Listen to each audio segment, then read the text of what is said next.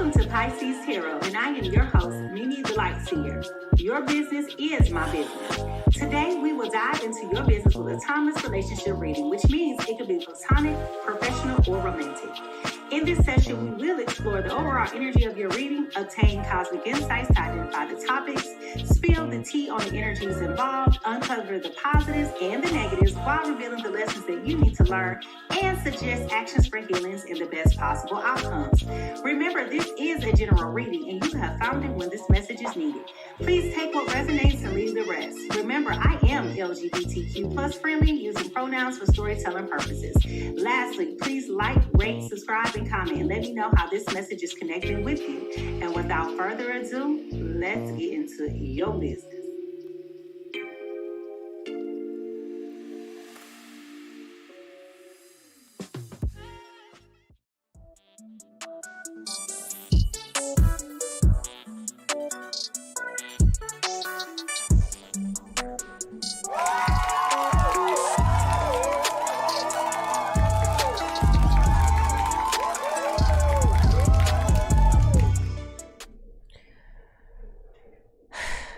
Good morning.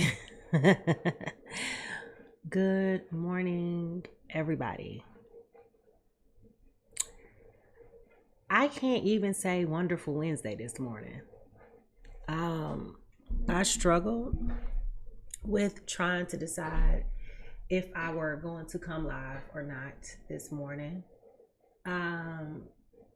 for a number of reasons. And I apologize. I need to go get my coffee. I forgot I was making coffee and I went live prematurely, but my coffee is right there. But how y'all doing this morning? Did you have a good sleep? Did you have a good shift? If you worked last night, what did you do last night? Let me grab my cup of coffee, because I really want to talk. Good morning. I really want to talk this morning, y'all. As I do every day. But yeah, I really want to go back to bed. Let me grab my coffee. Hold on.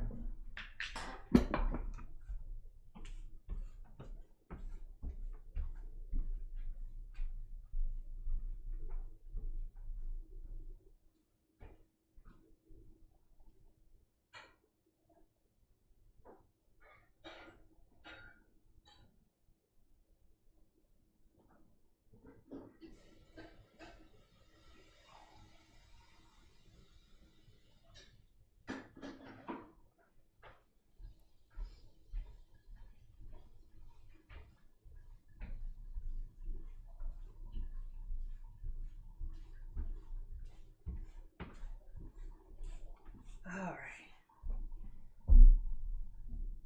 right. Good morning, Rocky. All right, y'all. I have to be honest and I have to level with y'all. Now, I would be a fool if I didn't admit that I am disappointed in the way things turned out yesterday with our election, but I respect it because it's not just my opinion that's in play, right? It's the opinion of all of our Americans. What disappoints me is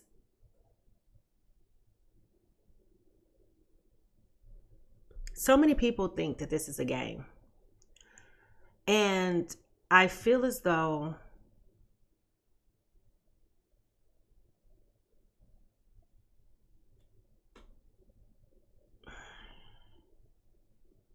I'm trying to be very careful in my wording. I just feel like what is taking place reveals to many people what a lot of us already knew about this world, about this country. And that's your opinion if you feel as though common sense won. That is not my opinion. And what I'm speaking of It's just the amount of comfortability we have with chaos, confusion, deceit, manipulation, betrayal, hatred, control. That's what I'm disappointed about. I understand, however, that for a lot of people, this was about economics. And as a person who works in corporate America, I heard the conversations of many leaders. And that's what this is about, right? It's about economics at its best. But for those of you who felt like you didn't have to participate, you didn't have to pay attention, you didn't think it was important, let me know how this works out for you when you need health care that is no longer going to be accessible, when your grandparents need assistance, when you have a life crisis and you need assistance, when you, women, I hate to say it, women, your health care, right? When these things start to adversely affect you, I don't want to hear not one complaint. I don't want to hear not one complaint. I have close friends who have children who are special needs, who didn't see the value in getting up and going to vote. Everything that is going on right now, do y'all not understand? Project 2025 is a real thing. They didn't just make that up last year. That's been in play for the last 30 years. Do y'all not understand that that is something that is now going to be in full effect? 2025, day one. The plan that's been there, it's one.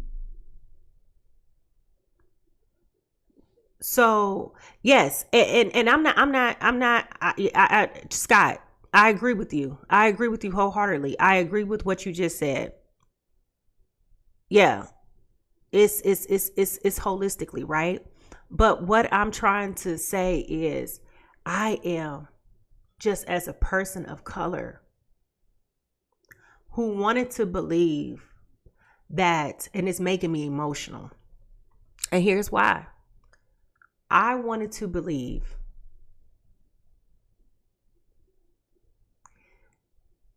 that in 2020, when this world was starting to crumble, that we were finally being seen as people by everybody. And I don't feel that way anymore. And I have not felt that way.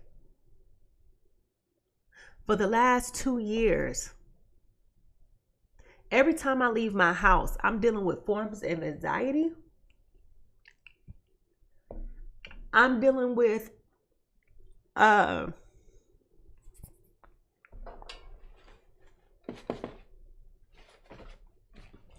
it's not a depression,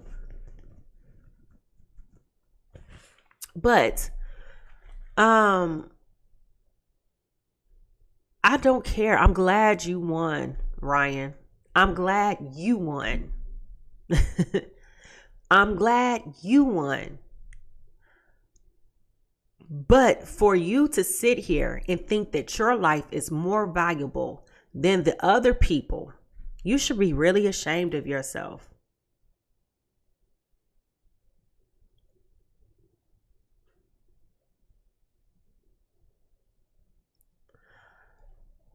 And what I'm saying is that I don't think my life is any more valuable than yours, Ryan.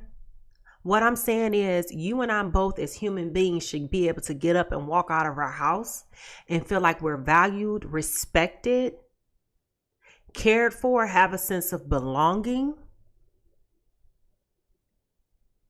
Not have to worry about somebody calling you a nigger in your life. not having to, come in and feel like you have to be on edge when you're around other people. That's what I'm talking about. But see, I'm assuming, and this is an assumption that I'm making, I'm assuming that you are a white male who don't have to deal with those problems in the world. I'm assuming you have family support that's going to back you up.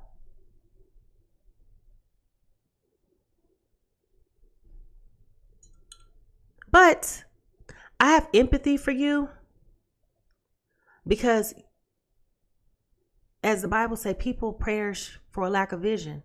And it's not just you. This is a people problem. See, Ryan, when you come forward and you say things like that, you reveal the heart of humanity, which is exactly what I'm talking about. The condition of humanity is so rogue and raunchy. It's so rogue and raunchy. And for you to sit here on my live and act like your values are so much more important than mine, that's exactly what I'm speaking to. I hope that all your needs are met 100% of the time. I didn't say you wouldn't. It's not my side or your side. You're missing the total point of what I'm saying.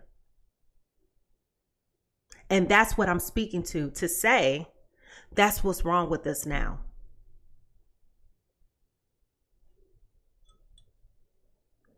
You a human just like I'm a human. You got a soul just like I got a soul. You got a spirit just like I got a spirit.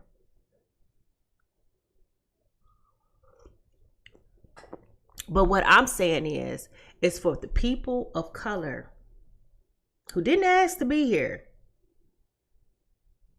I can say that because I traced my roots. And I know where they came from. And I know where they went. And I know what they had to do.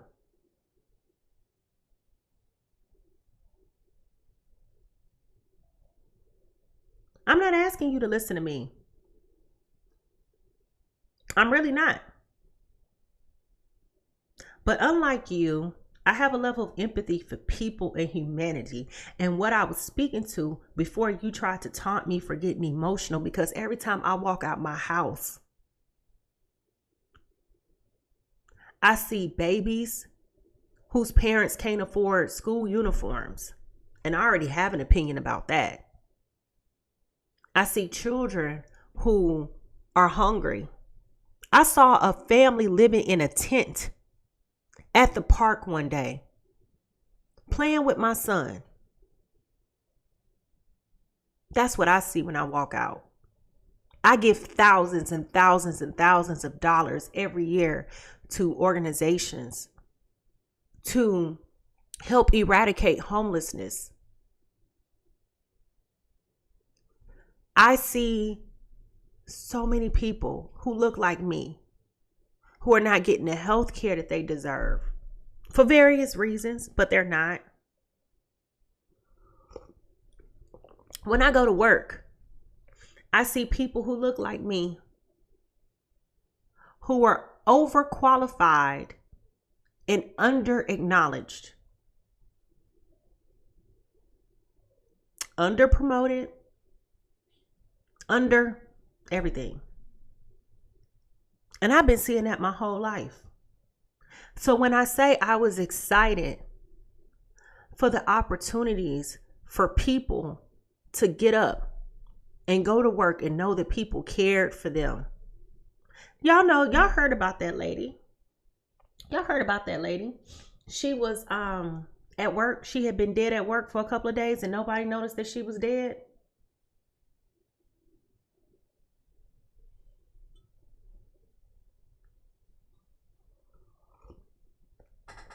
It's not about my side and your side. It's about the people. The people. God's people.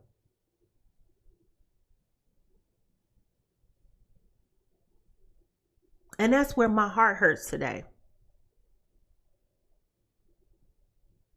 That's where my heart hurts today.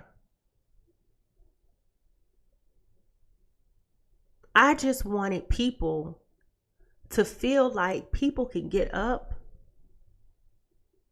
have something they feel like they can live for, go to work in safety, not be called a nigga. And they ain't even doing nothing but minding their own business.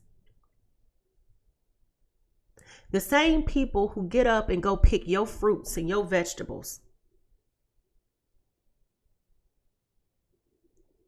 they're being called Mexican and deported, and I mean just all kinds of things. And I think if we stop and look at the bigger picture, everybody really has the same goals and aspirations. It's the hatred for me. And when you really look at it, Ryan, how evil can you be as a person to fix your mouth and even say something like that about a person you don't even know? That's a reflection of your heart.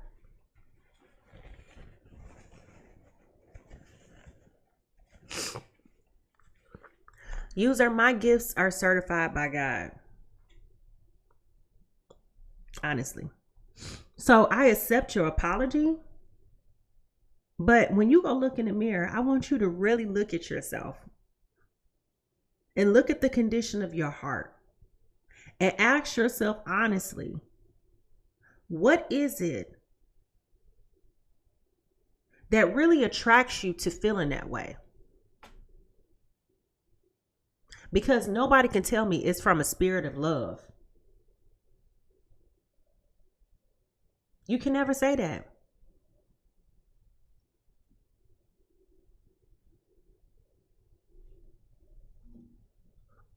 That's what upsets me today.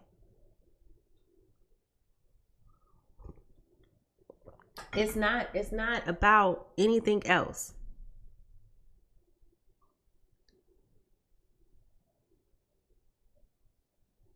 I'm glad that you're acknowledging that it's about being obnoxious. It is very egregious, and it is very, very unfortunate.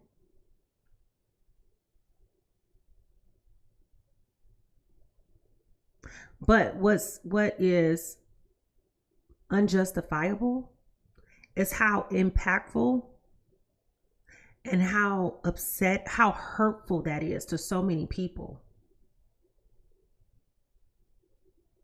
There are innocent people here who just wanted a better quality of life, which is the same thing that you want. So what makes you different from them?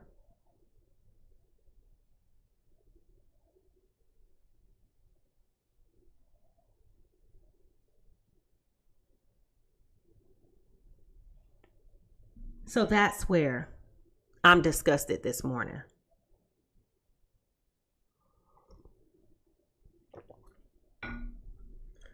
Now, as I was saying, and thank you for listening, I don't care what your views are. I don't care what your views are. It's not on my side or your side. I'm worried about the people and the quality of life that people are going to be able to have. And what does this really mean for all of us? That's what I'm worried about.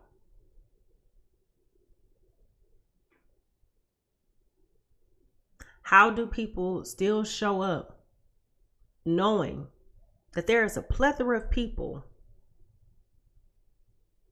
and this is what they really think about you?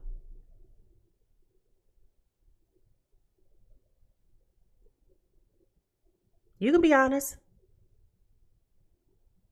Because to me, and I'm being honest with you, Ryan, whenever I see that, I automatically know this is a group of people who don't like me. They don't respect me.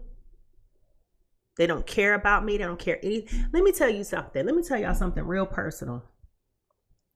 And this is what I mean by affirming what I thought I already knew. And I grew up really respecting him from TV, of course. I respected him.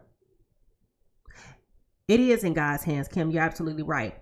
But let me tell y'all something. Let me tell y'all a story real quick. And I promise I'm going to try to get to this reading. But, I went to a historical Black college, and I also went to a predominantly white college.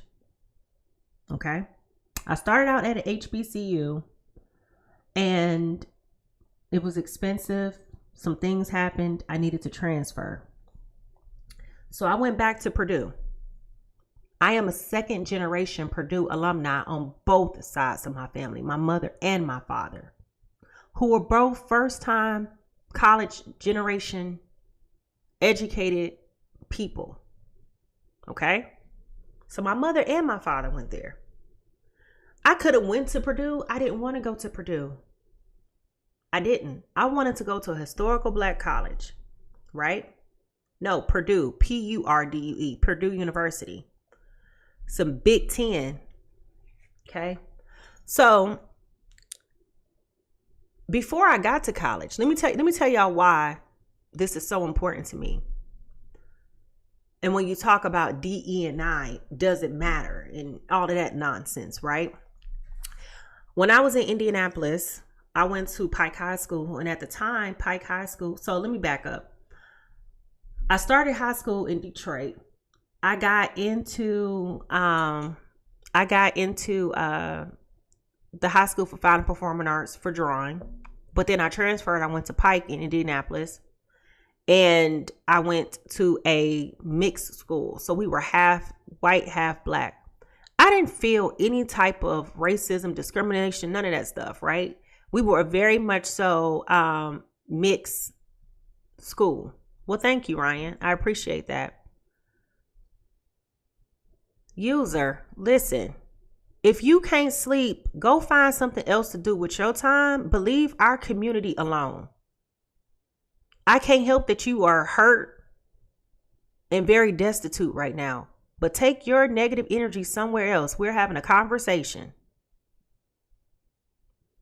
Now, when I was getting ready to go to college, y'all, this is why all of this is important to me. And I hope that it's important to you, but I digress. When I got ready to go to college, let me tell y'all, I had a guidance counselor, and still to this day, my mother has never let this go. I can't even remember her name because this is how irrelevant she is. But I had a guidance counselor. Okay, so Pike still is, I believe. It's a college prep school. But they grade on a high scale, right? A high scale. And a 92 and above is an A. So an 85 is a C. So it's a weighted scale. You understand? Anything below a 70 is an F. Okay, so you really had to apply yourself here. And I've always been, you know what, user? I almost told you your mama not connected to a spirit. But I'm really trying to give you some grace today because you really trying to test me. And honey, what I'm getting off of you, you really don't want me to say out loud. So I suggest you leave. Because the spirits that you connected to, honey, don't nobody want to be connected to that. Not even Satan himself. You belong at the bottom of the Euphrates River. Now go Google that. Now, what I was saying was,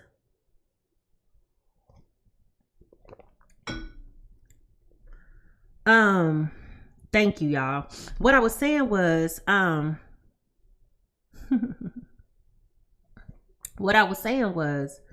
my guidance counselor didn't want to fill out my applications. This particular person kept telling me that I couldn't go to college and that I needed to go to a junior college and all this other stuff like that, right? Because my GPA was not in alignment with those higher tiers of GPAs, but it wasn't because I wasn't applying myself. It was literally because it was difficult. Like, so I had been a straight A student my whole life. I've been in gifted and talented programs, always doing all of this stuff, always had it. But here it was just a little bit different. It was a little bit tough. And I didn't really get the hang of what was going on until probably like my junior, going into my senior year. But what motivated me to really focus a little bit harder was the fact that I went on a historical Black college tour. And when I got around my peoples, right? People who understood that was still challenging, it just motivated me in a whole different way. And this was around the time of September 11th. So anyway, I went to 2 historical Black colleges first. I got a full ride scholarship. Now, how you go from not being able to go to college to going to college with a full ride scholarship is unbeknownst to me. But that's what happens when you have conversations with people and they look at the actual grades and they look at the grading scale. They're like, this ain't reflective of what your intellect and capabilities are, right? But then some things, like I said, happened. I ended up transferring and going back to Purdue. When I got to Purdue, I saw a whole different world. Now, remember I told y'all I went to a school that was interracial. Okay. I went to a school that was all Black. Then I went to a school that was predominantly white. And when I tell y'all, that was the first time in my life that I really started to deal with racism. That was the first time in my life I really started to deal with racism, where people would size you up the first day when you walk in and they ask you where you're from. And from that moment on, people love to put labels on you, make things difficult for you, lie on you. I had TA lie and say that I wasn't turning in my assignments to affect my grade. At that point, I was just fed up, right? I overheard a conversation at work, somebody telling me I wasn't qualified for a promotion that I earned because they didn't like the fact that I dyed my hair in different colors and they felt like that was unprofessional. I mean, it's just so many different things that I could tell y'all about, right? But the most damaging thing that happened to me was my last year at Purdue, last semester. My student loans ran out. I didn't have no money. So I had to work 4 jobs and take 16 credit hours. And for anybody who knows what that's like, I'm just trying to graduate. I just want to get out of here at this point. I want to move on with my life. I took 16 credit hours and I had 4 jobs. 4 jobs. The TA that was lying on me, good morning, Teach. The TA that was lying on me and telling me that I didn't do my work. Okay. I went to her office that day. And she literally was telling me that I didn't turn in my assignments when I had proof, right? Now, technology wasn't like it is now, but I had proof that I submitted with timestamps and things like that. This lady looked at me and said, well, I know you and I know you didn't do it. Excuse me? And I stood up and I said, I'm sorry, what do you know about me? What do you think you know about me? Because in the midst of all of that, I had just buried 2 loved ones who raised me. And you gonna sit here and tell me that I didn't do my assignment when I did? Something that's gonna affect my grade when I'm struggling to get up every day? Working 4 minimum wage jobs. One job was paying $6 an hour. One job was paying $7 an hour. I was tutoring at the time, the athletes, so I was making $12 an hour there. And I had another little job that was like $5 or $6 an hour. I'm trying to sit up here and come up with money so I could pay my rent. I had to go down to the county and apply for food stamps so I could eat because I didn't have a meal plan at school. My driver's license was suspended because somebody ran into the back of my car and hit it and I couldn't afford the insurance. So I got a ticket. Okay.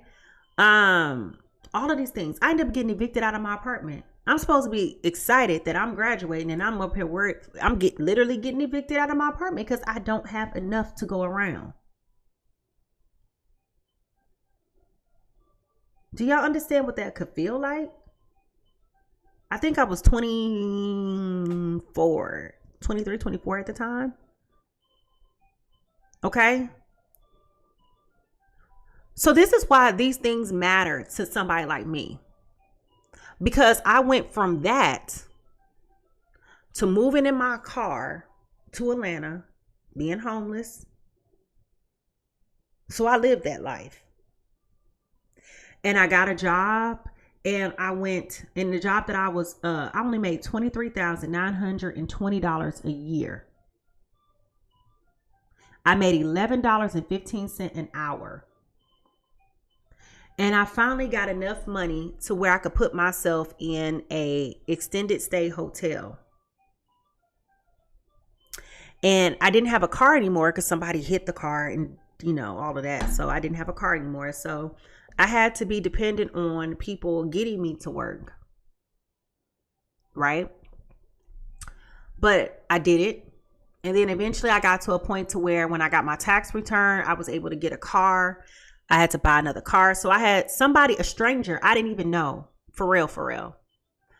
When they were asking me about why I couldn't drive, why I didn't have a license. And I told them it's because I couldn't afford to pay the speeding ticket. So let me tell y'all, in the rental car, when the guy hit me, because the guy hit me, his rental car company had to give me a rental car. His insurance had to give me a car. And so my car was a 98 Ford Escort. So it was a stick shift. So in my car, I could hear how fast I was going because I had to manually shift the car. But in the rental car, y'all, the rental car was automatic. And so I didn't realize I was going so fast. And I got 2 speeding tickets in 10 hours a piece because I didn't know how fast I was really going. So I had got a speeding ticket. And that's what really, in addition to not having the coverage when I got hit with the car, got my license suspended. So it was only $400, y'all. $400. I couldn't afford $400. I couldn't afford it. And when I tell you, this man gave me $425 so that I can go get my license back. And I went straight to the post office. And I mailed that money order to get my license back. And I got my license back. So I got my license back first. Then I was able to get a car.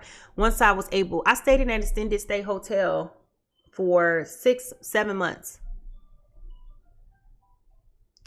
It's within the software that I use, miss. And so I ended up finding a second chance property that will work with me for the eviction. So remember, I told y'all I was getting evicted. I got evicted out of my apartment for $400. My rent was only $425. When I tell y'all I did not have it, I didn't have it. I did not have it. Okay?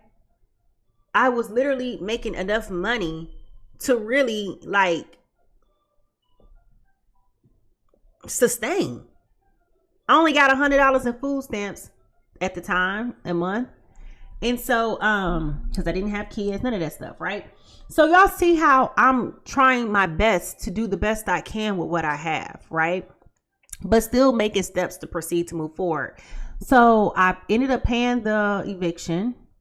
And then I was able to get a document from the court saying that the eviction had been satisfied. And then I was able to move into a second chance property. And I moved into my first apartment post-college, right? So that was all in 2008. Okay. So the reason why I am telling y'all that my heart is concerned for the people in this country, because unlike some people, I know what it's like to start at $11.50 and have to grind and do all of these things to get to where you can finally move on up in life, right? And even though, thank God, by the grace of God, that's not my story anymore. right? I don't forget where I came from. I don't. Because I went from making $11.50 an hour to $12 an hour to $15 an hour, $30 an hour, $50. I mean, on up. But it's hard work and dedication. And what pisses me off about people who speak with this hateful rhetoric is that you're assuming the absolute worst of people instead of thinking that people want better for themselves.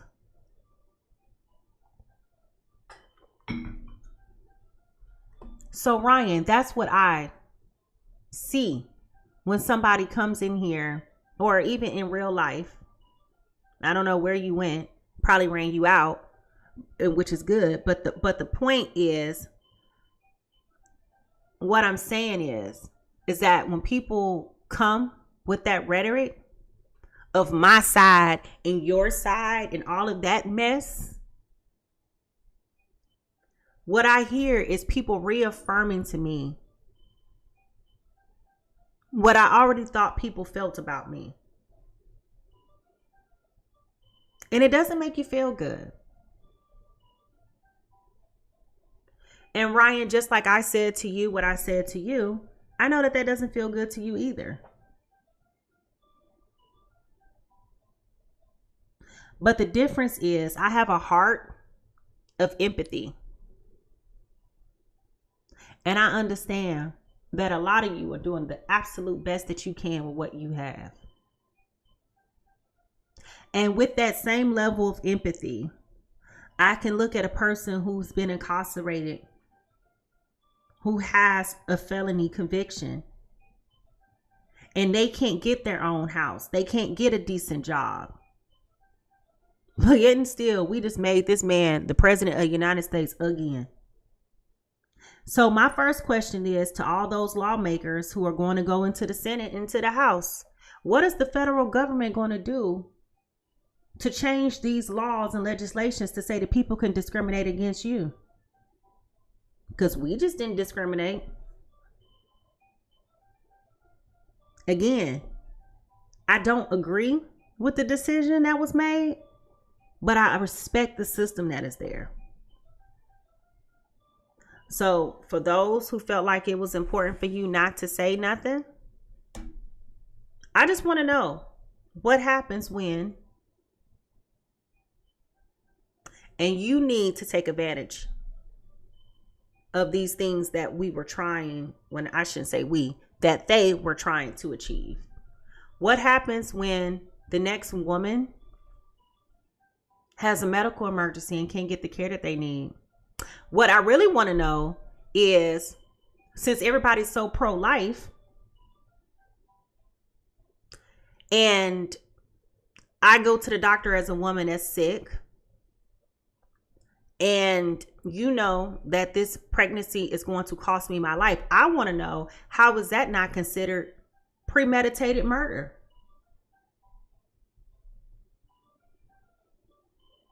Because you did not offer support to help me, knowing what I needed. I just want to know. I just want to know what happens when your elderly grandparents who can't afford to retire need long-term care and there's no programs for that.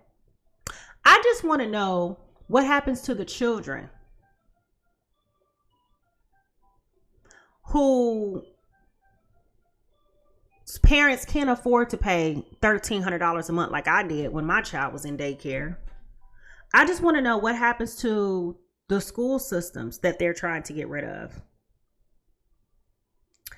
And what happens to Head Start? How do you start teaching? I just want to know what happens to all the working parents who won't have free schools to put your kids in. and you're already struggling to make ends meet. I just want to know that.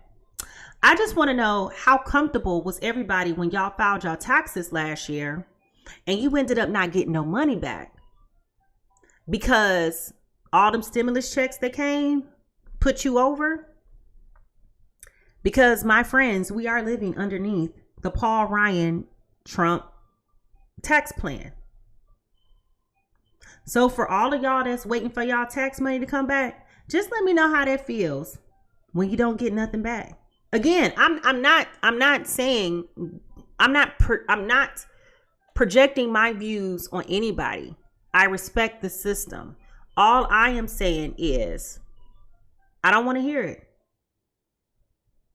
We all see what this country thinks about people who look like me and people who come from these unfortunate environments and circumstances. That's all I'm saying.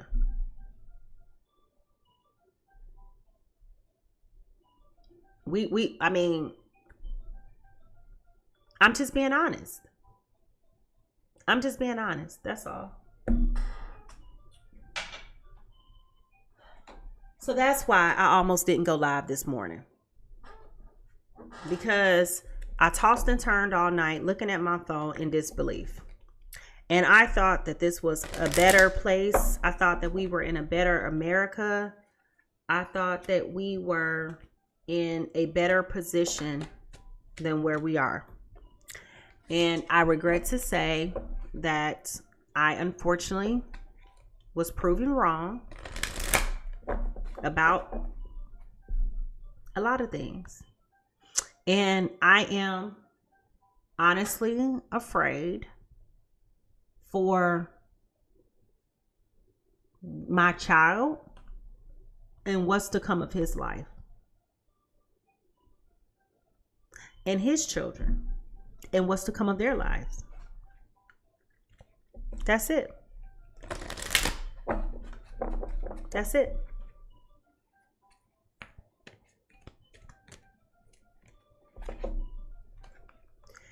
Yeah, and you know what? I'm not saying, I'm not saying, I'm not looking down negatively on anybody that has any felony, right, Nikki?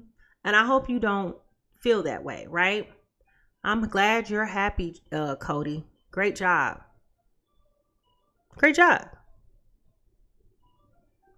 All I'm saying is that people like Cody reaffirm how much hatred is still in this country, no matter how much we want to say we've moved past that. That's not true. It's true. It's true. That's all I'm saying.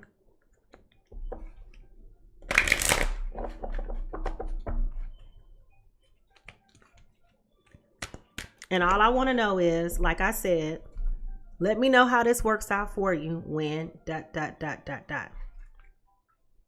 Unlike people like Cody, a fair game ain't no robbery. Now, could we go and say we want to challenge the vote and all this other stuff? We could. But the difference between me and a whole bunch of other people is that we believe in a system that exists. That's all. And let me know how that works out for you. That's all I want to know. That's all I want to know. For the people that run around here and put him on a pedestal, the moment that you have a major life event, I want to update. I just want to update. I just want to update.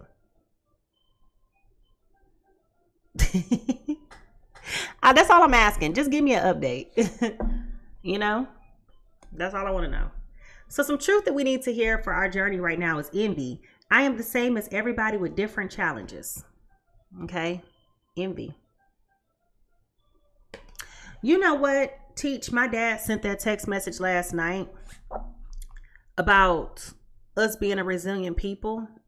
And while it's true, it is very exhausting. It is very exhausting. Because thank you, Nikki. How resilient can we possibly be without burning ourselves dry? You know? It's exhausting. My whole life I've been trying to be resilient.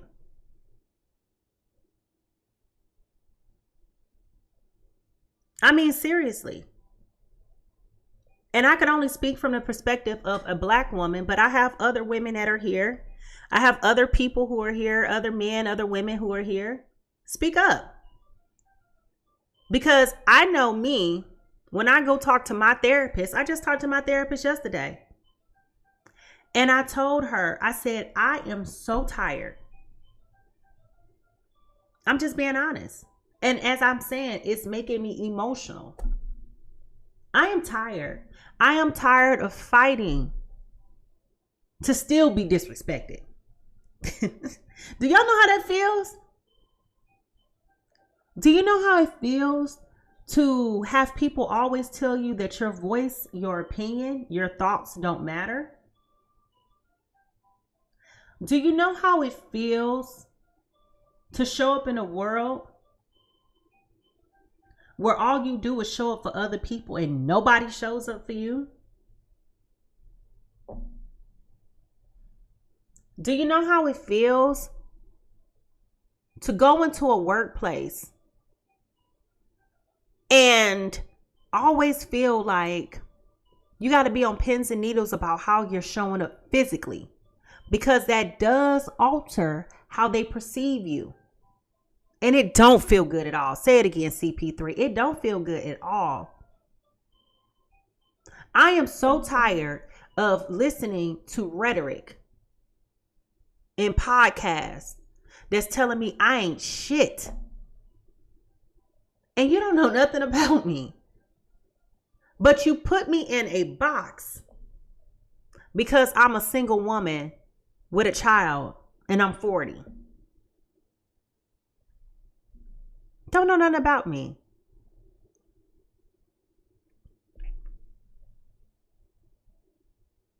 You see what I'm saying? But now, can you even sue if you know you're being discriminated against? I mean, this is what I'm talking about, right? So it's bigger than my side and your side. These are people problems. These are people problems. Nobody is forced to operate with decency, with order, with morals, with values, with beliefs anymore. People so worried about people having abortions, but you don't care that schools are getting shot up every 2 weeks. It ain't even a news flash no more. It's just until it happens in your neighborhood, it's just business as usual. How can we be about pro-life and we don't care that children are dying? How can we be pro-life and we don't care that children are hungry? I have some inside information. I can't tell you why, but I have some inside information. Do y'all know that the percentage of homelessness has increased for women with children? It's up almost 10% this year.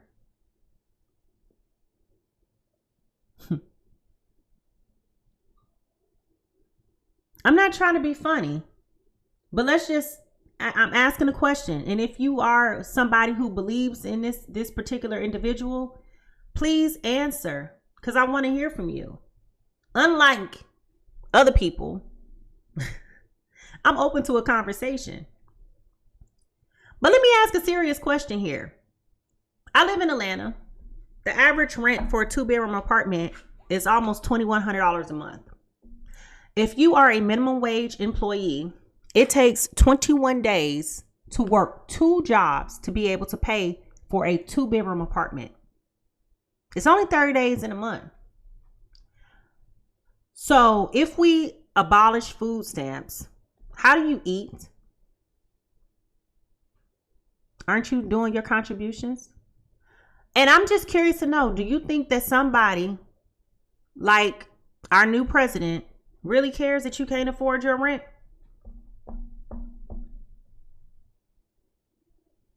I'm just curious to know, how do we continuously send billions and billions and billions of dollars overseas to eradicate other people's problems, but we underinvest in our own citizens?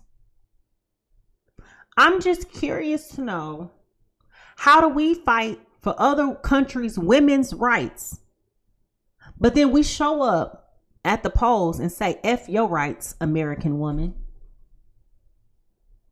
I'm just curious. What makes us any different from Afghanistan and what's happening there with the women?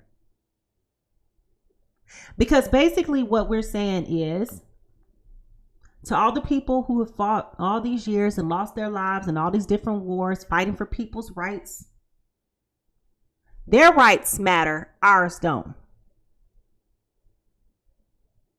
I'm just curious. Now, because I am a woman of faith, of course, I'm going to say, Lord, I got to trust you because it don't make sense to me. But I also can say, God, I'm tired. I'm tired of feeling unseen.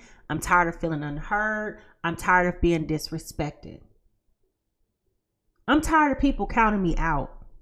I'm tired of people treating their damn dogs better than they treat me.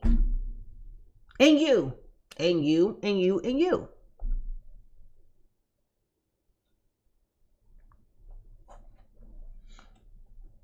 We all got problems. We all got shortcomings. We all can benefit from a little extra help, a little extra love, a little extra something. Now, because I'm not a dummy, I understand why this particular individual was reelected, because I told y'all an hour ago, it's about economics. People are scared. People are scared.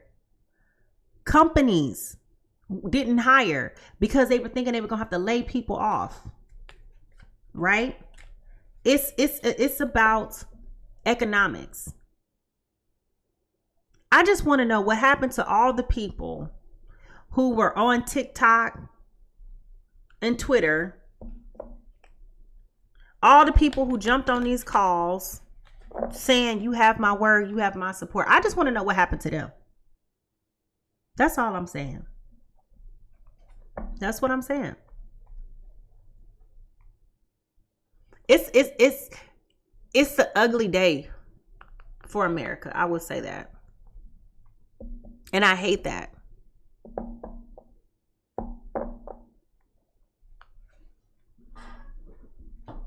I hate that.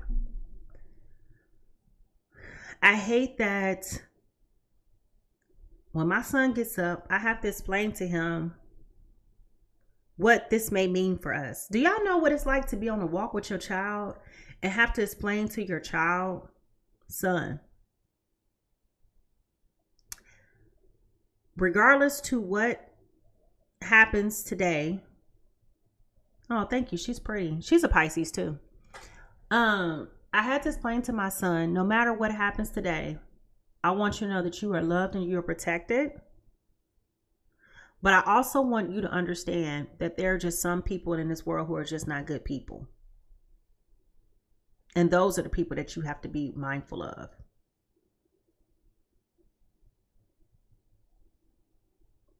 I took my son in 2020 to protest when George Floyd was murdered. And 2020 was an interesting time for my family, as was everybody. I mean, let's just be honest. But people looked at me like I was crazy when I said I took my 5-year-old protesting with me. But I took him, and I'm gonna tell you why. Because we went to the Kroger Nobody was outside. We came back and it was a plethora of a diverse group of people that were outside.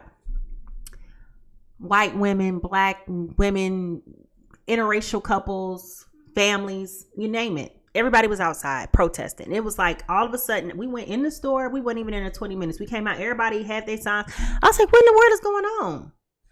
Girl, run from a Scorpio, man. That's the only thing I can tell you. And so, the long of it was when we came out, all these people were outside protesting. So I took my son to protest and I explained to him what was happening and everything like that. Right. And, you know, it was riots and stuff going on. We were standing outside in front of the library, and in Roswell is a very affluent part of town in Atlanta suburbs, very affluent. And,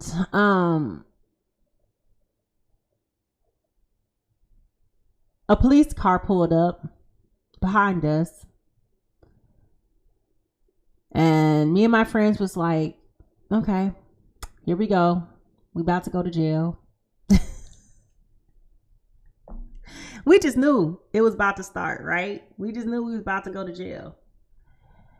And so the officer got out the car. He had his hands up. He said, I come in peace. He said, you guys are doing everything peacefully. I'm not bothering you. He said, my name is whatever his name is. And he said, right, it is. You were absolutely right, Teach. And so he said, I'm on shift. I'm driving up and down this street all day for the next 10 hours. He said, if anybody bothers you, now mind you, this is a white officer. I don't think I told y'all that. He was a white man. So you got 5 black people and a 5-year-old. Because we mixed the big protest. So we just went out and did our own thing, right? So he said, I'm on shift all day, driving up and down this street. If anybody bothers you, if anybody does anything to you, just flag me down. And that meant something to me because it was a teachable moment for my son, right? And he went home to his house. He brought back a cooler of some ice cold water. And he gave me and my friends some ice cold water. And he asked me if he could show my son the patrol car. And he took my son to the car. And, you know, we're just standing there with our signs and, you know, woo, you know, whatever we were doing. And all I hear is this little voice on a loudspeaker. Hi, mommy. I love you. And that's my son, like in the police car. And so what I share with my son is not all police are bad. Not all police are bad.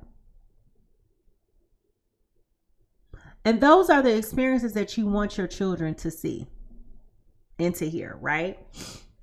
And so nobody bothered us. I mean, as the man said, he kept driving up and down the street, minding his business. You know, he stopped to check in, whatever, and went on about his business. But that meant something to me in that moment. Because what he said is that I recognize duality exists. I recognize that this is my job that I have to protect and serve. I respect what you're doing.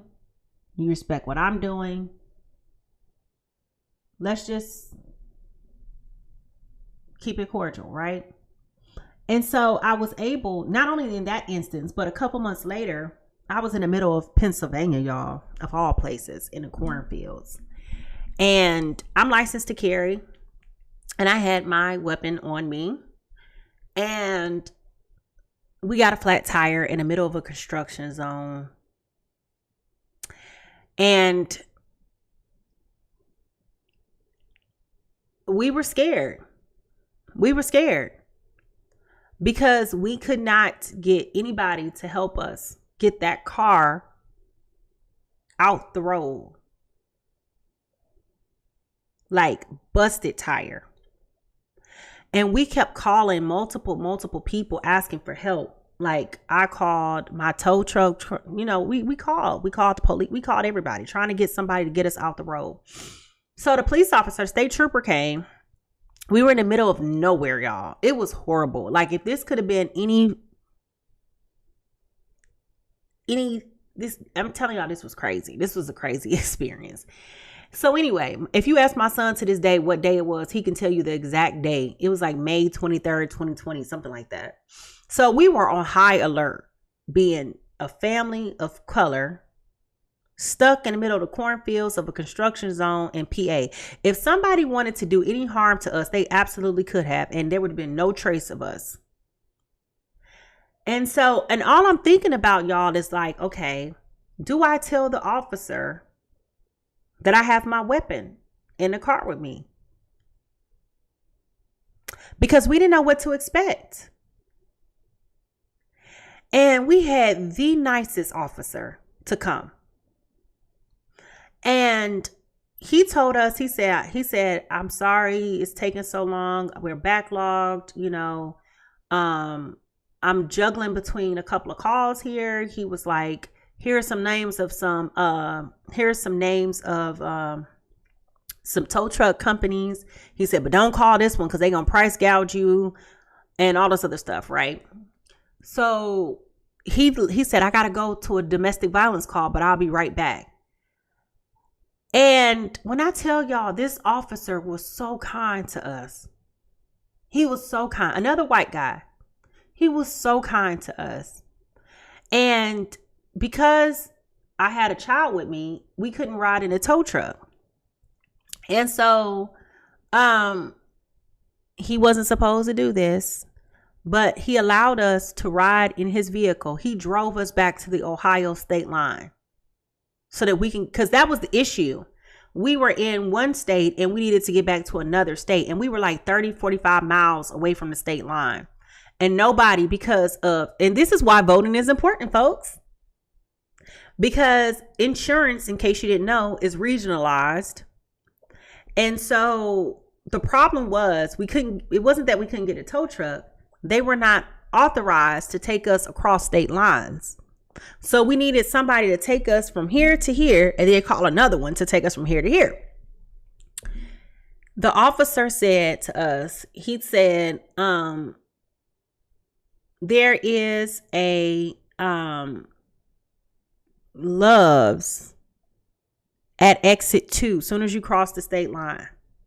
He said, I'm going to take you to that Love's. And he drove us to the Love's. And then he was showing my son like the police car and all this stuff like that, and just talking to him and things like that. Because my son was like kind of like, irritated, Yes, we was on 80. Yep. And so I have been so fortunate to be in situations where, when I have literally been terrified because of environmental circumstances, to have some good experiences. So I'm never going to sit here and say all people, because it's not all people. But what I will say is those are one-offs. Those are one-offs.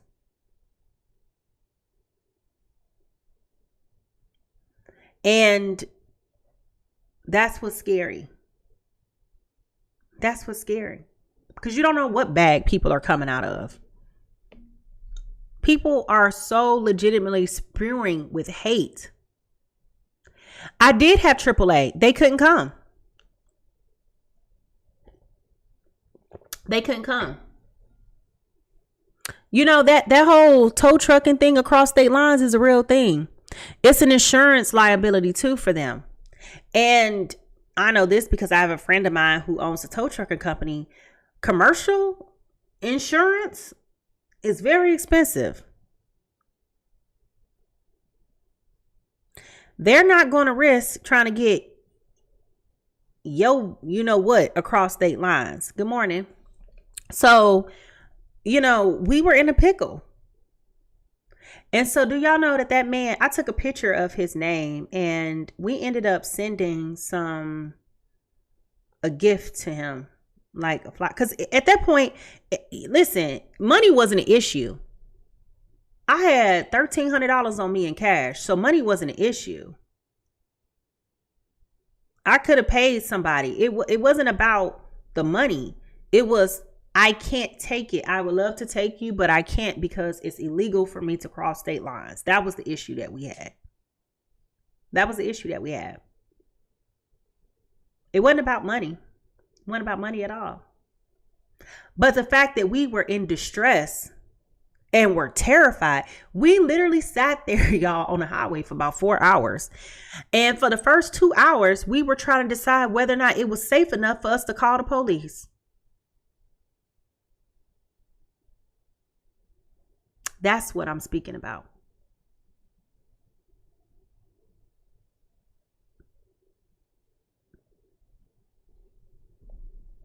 It's not because, we want to be afraid. It's not that I want to be afraid. I want to live my life in peace. If you don't think it's real, look at the FBI threats that have come out within the last 2 weeks. In case you missed it, if you're a person of color, we've been threatened, especially women.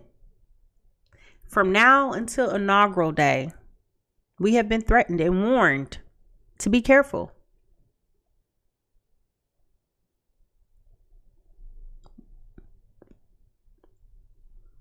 It's about people. It's about people. In no way, shape, form, or fashion should I be threatened in 2024 about leaving my house in the dark.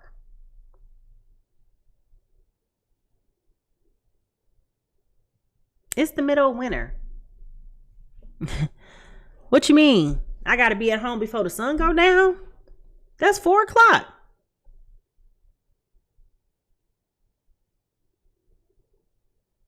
So what are we supposed to do, y'all? Where do we go from here? I'm asking questions. I want to hear your thoughts. I don't care where you vote, how you voted. I'm just curious. I have questions. Because this morning I woke up terrified. And I'm just being wholeheartedly honest with y'all. I am terrified. When Roe versus Wade was overturned, I ran to Planned Parenthood and got an IUD. Now, I don't want any more kids. I don't. I never wanted to be a parent, but God bestowed parenthood upon me, and that was the best thing that ever happened to me. I don't want to do it again. You know why I don't want to do it again? Because of the world that we live in. That's why I don't want to do it again. And I ran to Planned Parenthood and got an IUD because, like most women, I'm overcoming polycystic ovarian syndrome. And for those of you who don't know what that is, that means that I have a hormonal imbalance. So some days you may see me and I have pimples all on my face. Some days you may see me, my skin just as clear as it want to be, right? And I've been having this for 20 years, I know. So remember when I told y'all I was broke as a joke in college? I tried to sell my eggs for $7,000 so that I could have some money to move to Atlanta, right? And so I went through the process. I got picked by a family, and that's when I discovered the good news is you're fertile. The bad news is you're too fertile, right? So the lady told me when I was in my early 20s that at a fertility clinic in the Cabrini Green, Chicago, that I was eligible, but I was too eligible, right? So as I've gotten older, after I've given birth to my son, I started to have some side effects of, this syndrome or condition. So Either I have a period for 8-9 months and I bleed consistently, or no, I'm not from Cabrini Green, but the fertility clinic that I went to is in the area formerly known as Cabrini Green. So now, or I don't have a period at all. So it's like my body kind of goes through this like woo, right? Like it's weird. But 1 in 2 women live with this. So that's why I'm comfortable with talking about it. But everybody's bodies are different. And so not everybody's going to have the same response to this, right? So I might lose 20 pounds. I might gain 40 pounds. Like that's just what happens with my body. So when Roe versus Wade was overturned, in addition to not wanting to have any more children, I decided to do this because I was going through periods of time where I would be bleeding. Just bleeding excessively. I don't have fibroids, none of that stuff, right? So fast forward, I've had it for what 3 years now? I got like 2 more years on it. And so I've been talking to my doctor now because we're starting to notice something different, and I'm 40 years old. So I'm perimenopausal. So that brings a whole different other set of problems, right? And so my doctor says to me, she says, well, I need to do this procedure to help with this. And see, I didn't do the depot. I just did the IUD. And she said, but I got to take out your IUD. And I was like, oh man. She's like, well, you can put it back in. And I said, well, what is the timeline that I can get it put back in? She said, oh, well, you got to wait like another month before you can put it back in. And I was like, man. So now y'all see now why it's like, okay, here we go. So can I get this before they can change the law to say I can't have birth control now? You know? But I will say that since I've had it, I haven't had any issues. Not like I was before. It's just crazy because now all of a sudden I am starting to have a cycle when I wasn't having one at all. So for me, it was preventative maintenance to say, you know, hey, you need to get on something.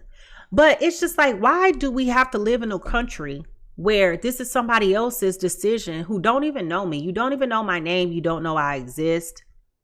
You don't know what I'm dealing with. But you get to decide whether or not I have access to birth control. I mean, make it make sense. One thing Bette Midler said, and I think it's funny as heck, and I still think it's funny. When Roe versus, why am I saying it wrong? Y'all know what I'm saying. When it was overturned, she said, if we can't have access to health care, then maybe we should abolish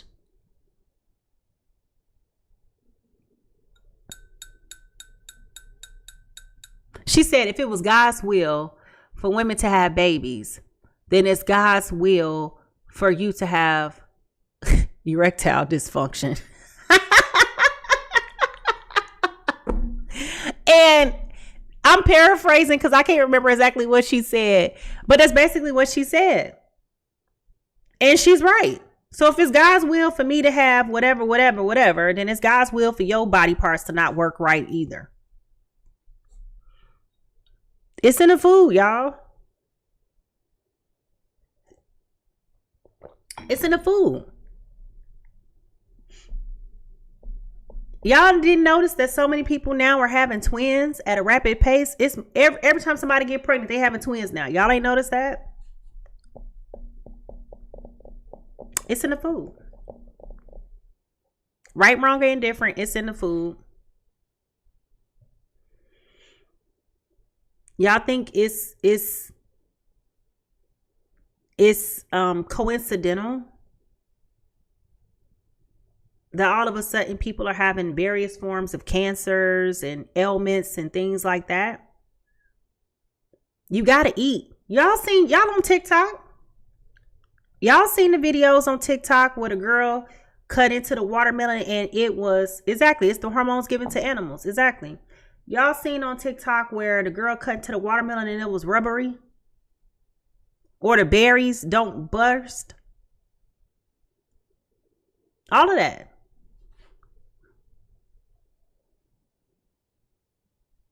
Now, I'm going to get my vaccines, okay? So I'm not going to ever sit here and say, you know, vaccines, whatever, because I'm going to get my vaccines. But, you know, I can't trust that either. You just got to trust God. You know, really, that's really what it is. But the point that I'm making is that we, as a whole, regardless of how you vote, are not thinking things through of how these things are really affecting us as people. And if it weren't for the people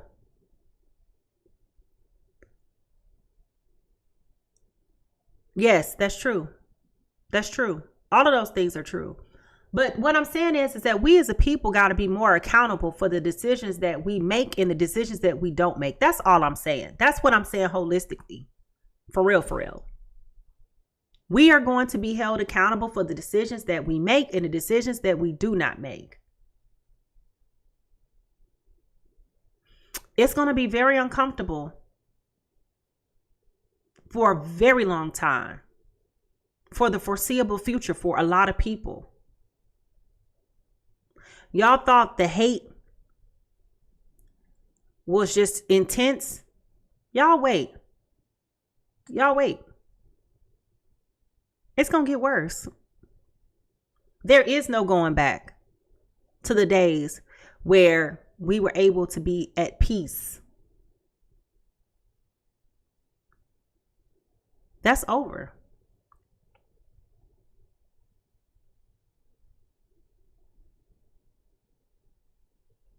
And that's what makes me afraid. That's what makes me disgusted this morning.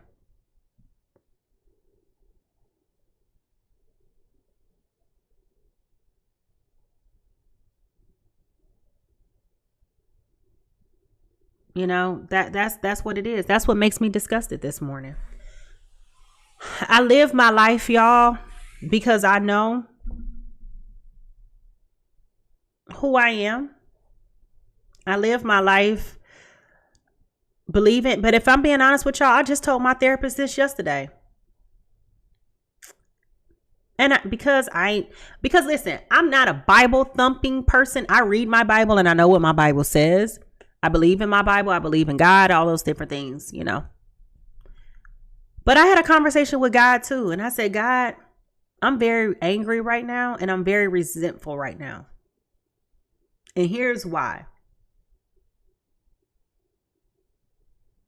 And this morning, I wake up with that same sentiment. I am angry because the people who know better will rather hold on to their egos than to think with their hearts in compassion for the humanity of people. You want to be in control so bad. You want to have power so bad.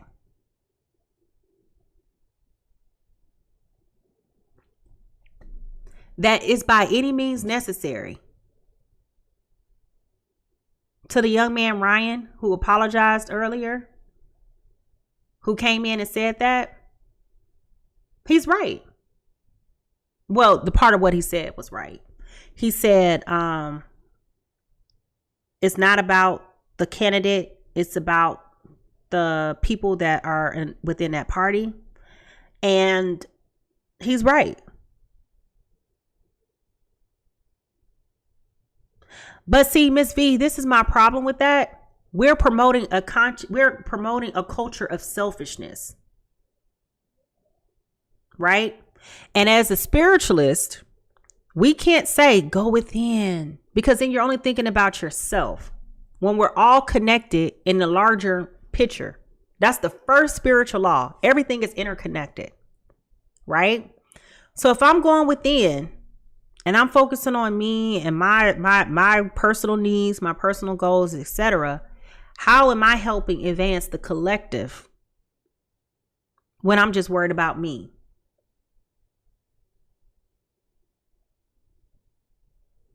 Yeah, we can all go within. We can all, I just want to know. Let me ask this question and maybe somebody can help me. I'm open to conversation. Like, don't just listen to me ramble. I'm open to understanding. I'm just curious. And this is Jerome, help me, because I'm just curious. How can we all be praying to the same God and have two different sets of beliefs about what God is? Or who God is?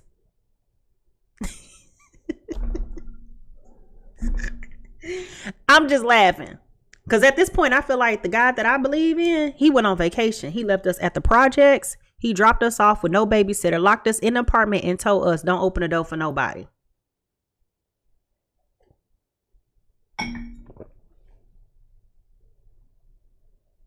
I mean, I know it's many beliefs, right? I'm not saying from a religious standpoint. I'm not saying, it's my side, their side. I'm saying just holistically, right? Everybody's entitled to their own beliefs. But where I'm struggling is as a believer, right? I mean, clearly we are at the episcopus, whatever. Y'all know what I'm trying to say. I'm just so irritated. We're definitely at a space where I think Jesus is coming back. I hope he is, because this here is ridiculous.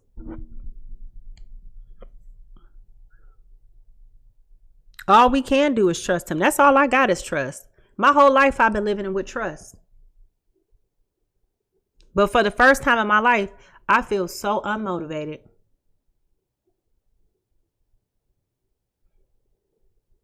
I am beat down. I am tired. I am frustrated.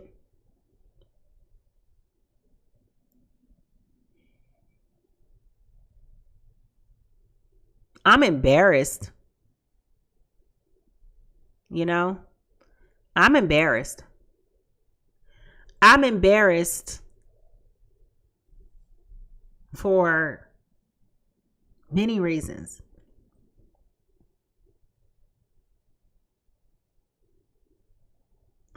I'm just tired of us talking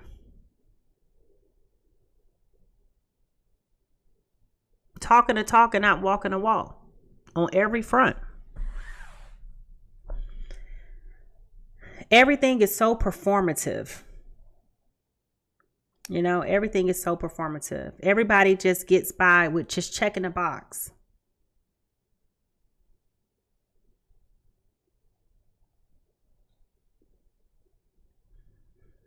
And it's disappointing that I thought we were finally getting to a point where you can no longer just check a box.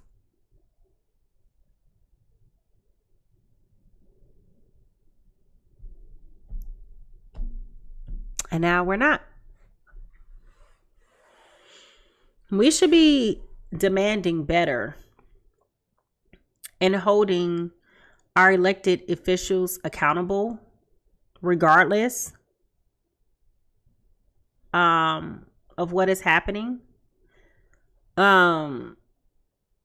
should be holding people accountable. We should be, again, I'm going back to, where are our morals, values, beliefs? Where is our dignity? Where is our self-esteem as a people? But I knew we was in trouble. I ain't gonna lie to you. I knew we was in trouble. I knew we was in trouble when I said something about people wearing bonnets in public and people wanted to argue and debate with me about wearing a bonnet in public.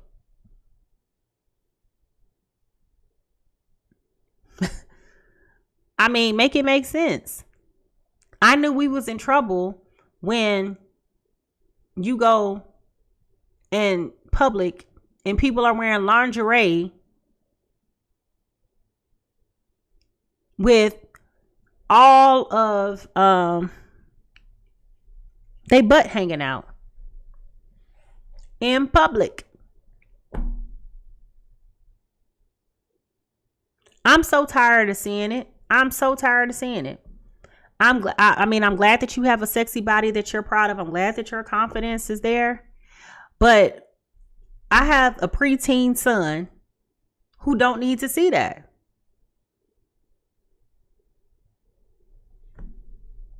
So how do we talk about respect when we don't even respect ourselves?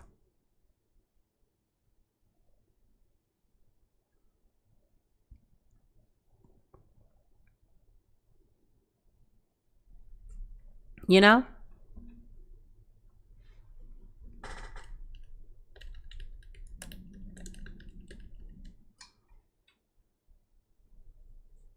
Yep. It's official. He won the election.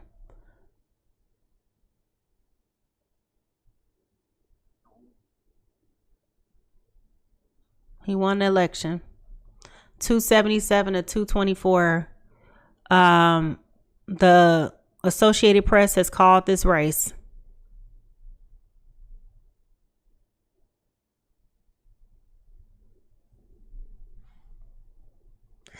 You know, Teach, I wish that we became a little bit more greater involved.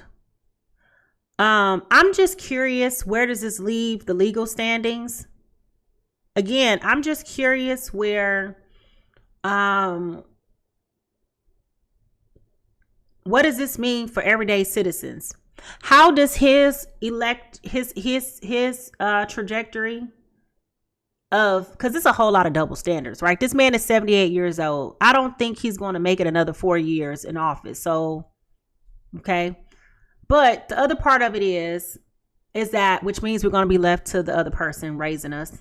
But then I'm just curious, what does this mean for everyday people like you and I, who may have criminal records that can't move forward in life and rehabilitate truly like the system says that that's there to do? I'm just curious, what does this mean for them? That would have been a great campaign thing, right? To advocate for people who have went through some type of rehabilitation. But then again, he has not been held accountable. You know?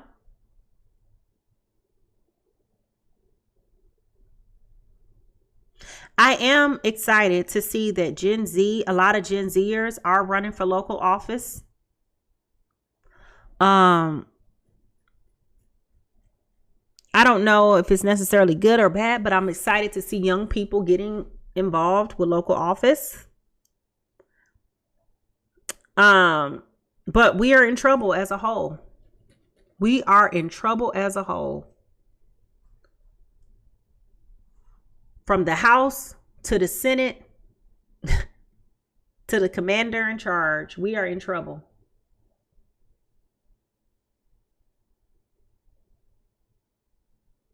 And it's nothing we can do about it. You can appeal and go all the way up to the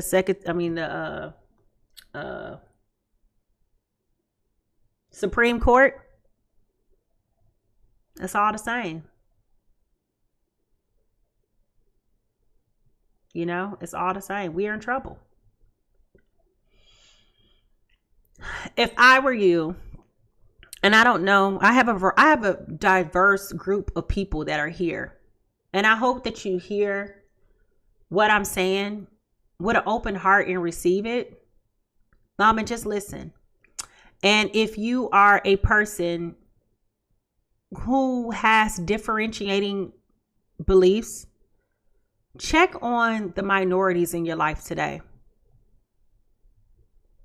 check on the minorities in your life today. Genuinely call and check on them. Because I can tell you it's going to be a whole lot of people hurting today. But the difference between a lot of us and a lot of people is that we respect the system.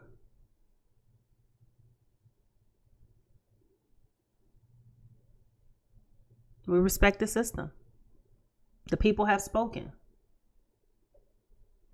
And a lot of you may be hearing from a lot of people that people are just reaffirming what they already know.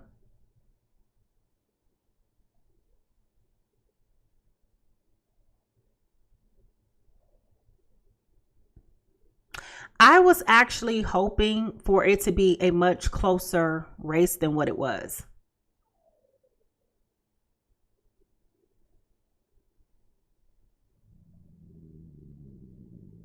And I'm just curious to know, and I'm just being honest. I'm not speculating or putting any type of negative anything out there.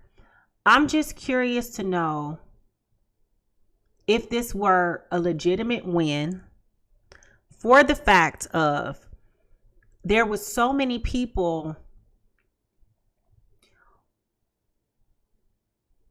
advocating. That's what's not making sense to me, y'all. You know, what happened to all these millions of people, thousands and thousands of people who were galvanizing and doing all the, like, what happened to that? That's all I want to know. That's all I want to know. I'm just curious. And the reason why I say I'm curious is because we do know that there was foreign bad actors doing things to create chaos. That's all I'm saying. That's all I'm saying. Now, if these states come back and certify and say, yeah, this is what it is, that's what it is. I'm just curious to know. That's all. I'm just curious. But it's a sad day for Americans. When I say Americans, I'm referencing the people. The people whose lives are depending on the change. The peoples whose lives are depending on the support. The people whose lives are depending on being seen and heard.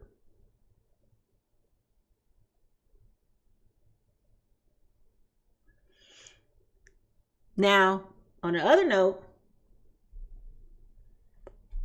I did vote for our district attorney over here in Fulton County, and I'm hoping that this girl don't embarrass me the next 4 years, because it's been a mess. But I said, let me give her the opportunity of getting her life together. Because I'm going to tell y'all, I'm not happy with the fact that this YSL thing's still going on. I feel like we got a class action lawsuit, and it's been nothing but a disaster. Nothing but a disaster. I feel like we all got a class action lawsuit going on. We should get $5 back a piece for all the money and time that's been wasted. But she won again. I'm just hoping that things improve, you know. I'm just ready for us to walk forward, move forward, and stop acting like we don't see what's going on. You know?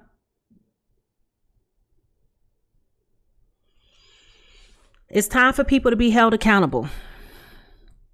It's time for people to stop pretending that we don't live in this chaotic environment. We can trust God all we want to, but we all know faith without works is dead.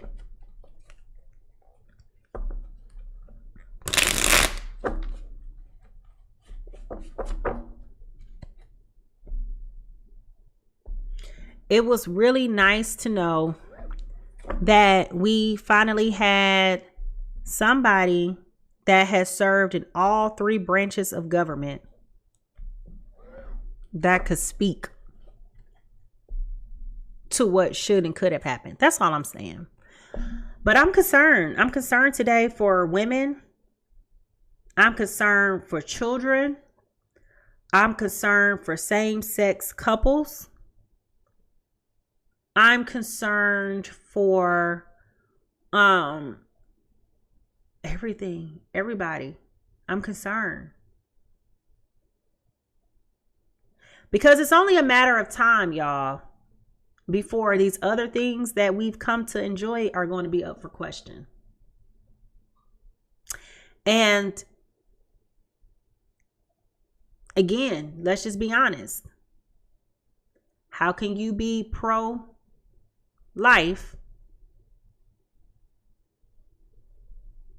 and still advocate for same-sex couples? If it's really about reproduction. If it's really about God's will. And I'm not saying this to be antagonizing anybody. I'm just asking questions. I'm just curious. And this is why I'm saying it's serious. It's more serious than what we think it is. It's deeper than what we think it is. Many people were only thinking about economics, but y'all not thinking about the rest of the policies that are really going to affect the lives of all of us. You know? And I'm just curious.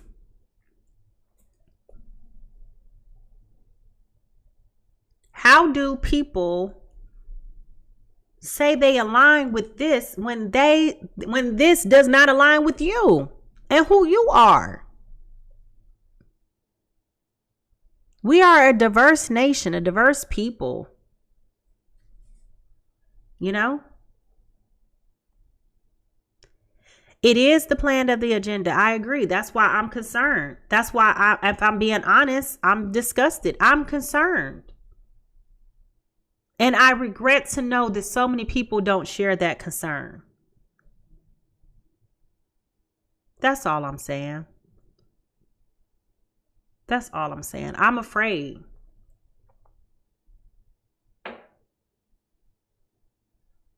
I'm afraid. But we the people, regardless to what I personally think and anybody else, we the people have spoken. And we will be accountable for what we say and what we don't say. What we do and what we don't do.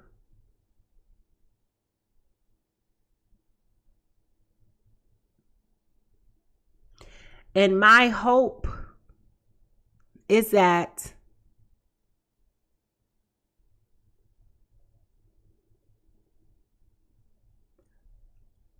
somebody somewhere wakes up and decides that this is not going to work anymore for us. Well, that's what I was saying, Evelyn. Evelyn says it just shows how many people only think about themselves. And that's where I started my whole tirade, my whole rant about. I'm not sad for me as much as I'm sad for others. I'm sad for others. Y'all want to talk about gentrification? It's happening everywhere. That only means that you're going to have more. You think you have nothing now? You just wait and see what's going to happen then. Oh, yeah, I know about Chicago.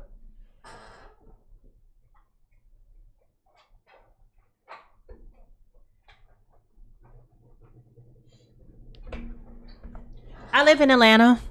World Cup is coming here. Y'all thought it was bad in 2008 when they shut down the projects and got ready for the Super Bowl and they sent everybody that was poor to the suburbs and cut the bus routes off. Y'all thought it was bad then. They doing it again. They're doing it again. It's just what happens to the people. That's all I want to know. What happens now to the people?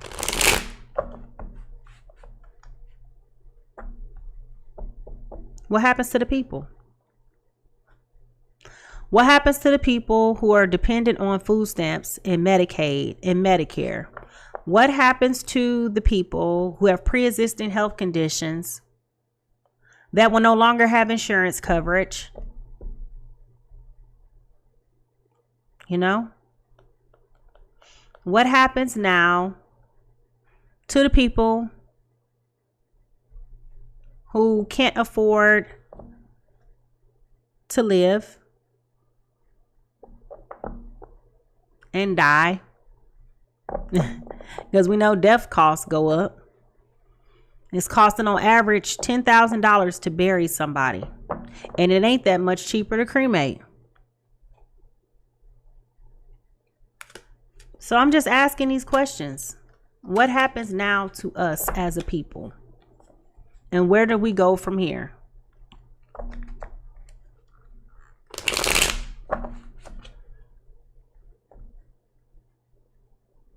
You know? God forbid we have another catastrophic event to happen in this country. What happens when it ain't no funding to come help rebuild? It's a hurricane headed right now towards New Orleans. Right now.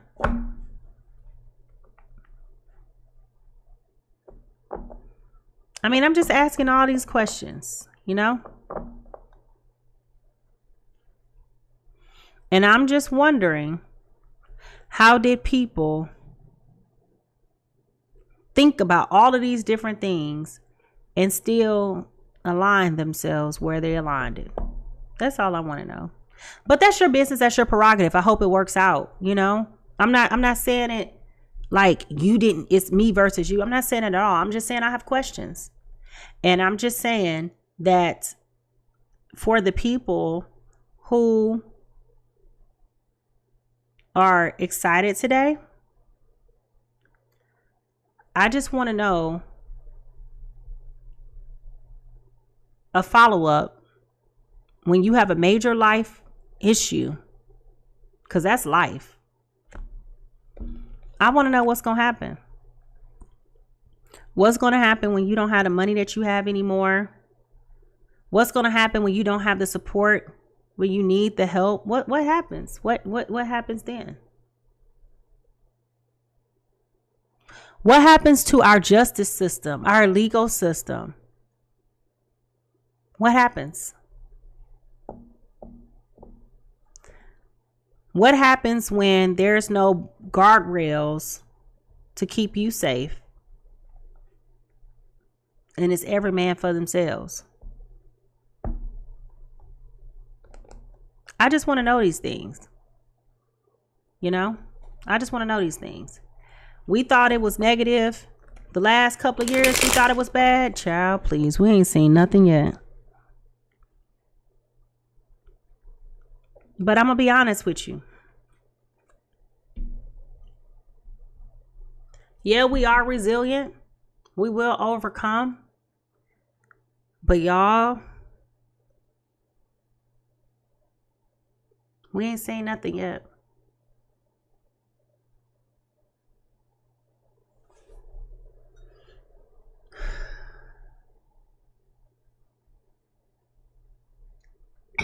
I tell people this all the time. And maybe this will land today and go somewhere. People are counting on you being dumb.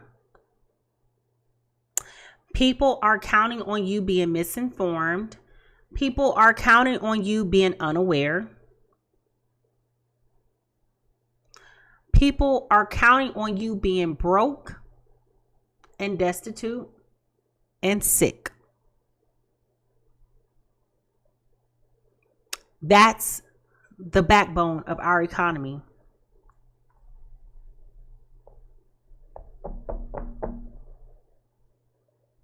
And if you don't believe me, just look back over the last couple of years when people were finally able to have livable wages with the help of the stimulus checks. when people childhood poverty was almost eradicated with that help, right? And inflation kicked in because it was way too much money circulating, right? So we all on TikTok this morning, and we all on YouTube, whatever, right? So you know how I keep telling y'all TikTok's going away January 19th if they don't find another buyer? You know how we keep talking about that? Y'all keep saying, oh, I thought that was a rumor. No, it's real. You know why it's real? Because here's my theory. Too many regular smegular folks was getting big checks without having a real job. They want you back in the offices. They want you back to work. They want you back on this finite scale of making money. Too many people making money. Too many people making money. Too many people bragging about the money that they're making. People don't like it. If that were not true, why are we not, I've refrained from saying that, but that's what I was thinking.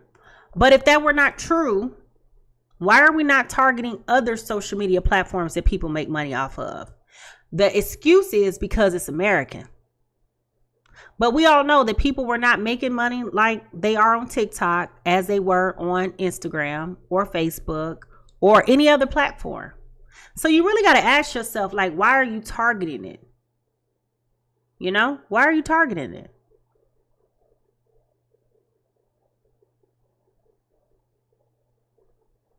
Those of you who reinvented yourself during the pandemic, congratulations.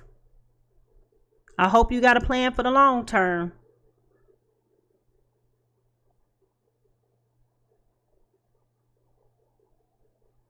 You know? I just hope y'all have a plan.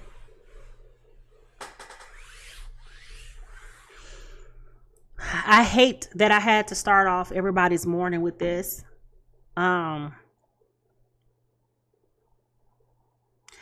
regret that I wasn't able to get up and come in and have the warm and fuzzies this morning. I'm physically sick. I'm nauseous.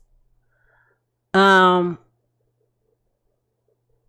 regret that I couldn't give you guys hope and optimism and other things because I just don't have it today to pull from. I don't.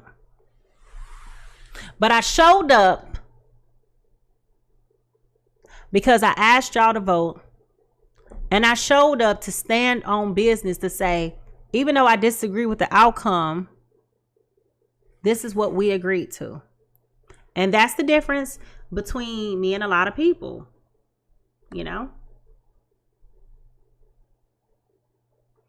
But check on your people. Check on your people today. Check on your people. And ask them how they really doing and how they really feeling. And I think the answers may surprise you. I think the answers may surprise you. Call your senior citizens. Check in on them.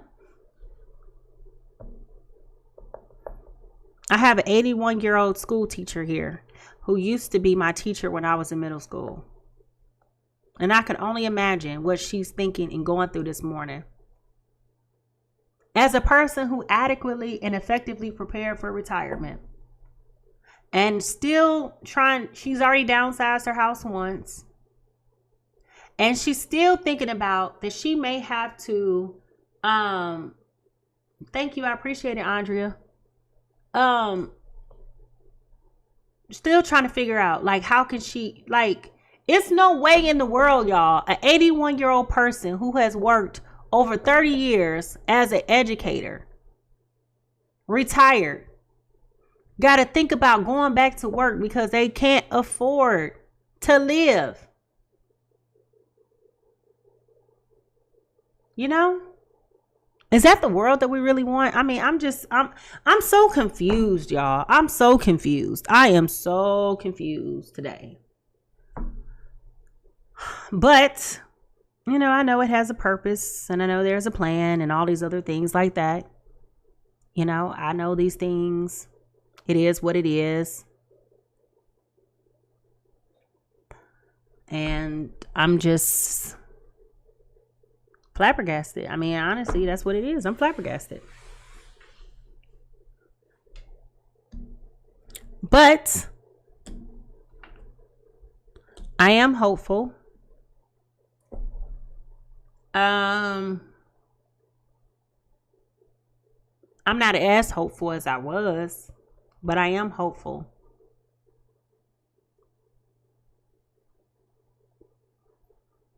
I am hoping that one day in the near future, the very near future, I am hopeful that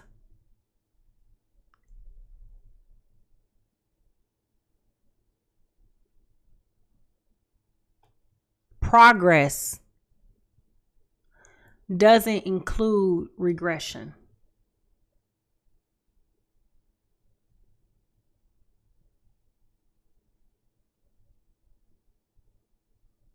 That's what I'm hopeful for.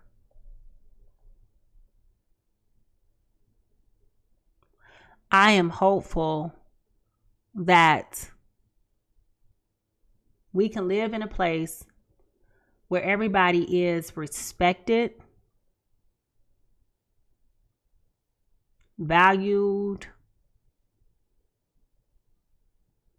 loved, admired, cared for, secure. I am hoping for a world that people can walk out their homes and not be afraid of not coming home, going grocery shopping, and not have to be worried about a bomb going off, or sleeping in their bed and not have to worry about a bomb hitting the house. Because I can tell you that the world that my child is growing up in today is not the world that I thought I would be living in.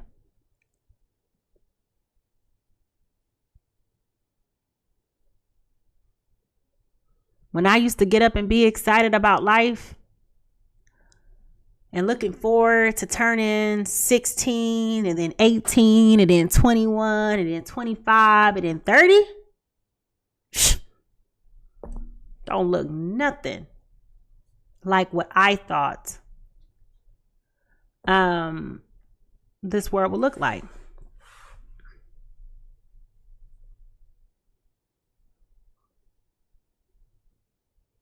Hopefully, the driver of all of this, which is economics, sustains. Because when you look at the predictability of the consequence of the decision that has been made, it has been stated that within the next 6 months, this country will be back to 1929 depression. And if y'all ain't been paying attention, we've been in a recession for a whole year. They just haven't said anything because it's an electoral year. But if you look around and you have conversations with people that's been unemployed over a year and underemployed over a year, it's giving me 2008 vibes all over again.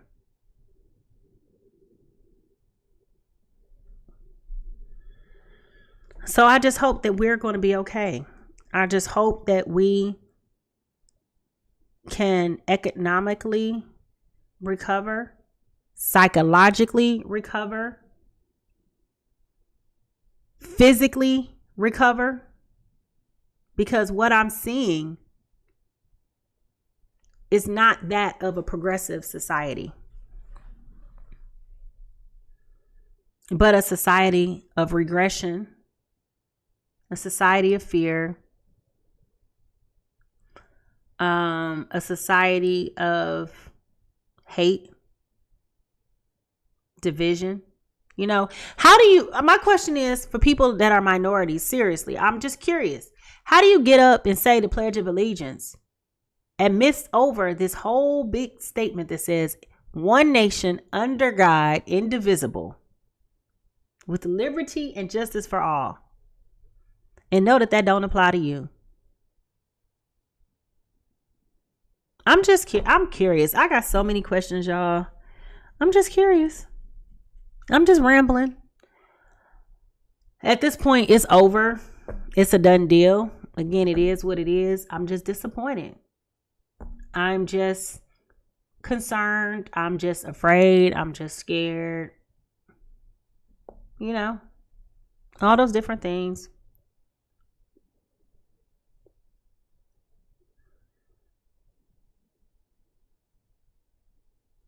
It almost feels like a sense of betrayal.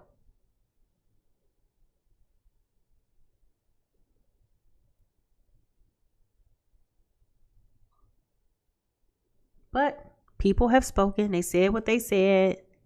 They meant what they said. We got to roll with it.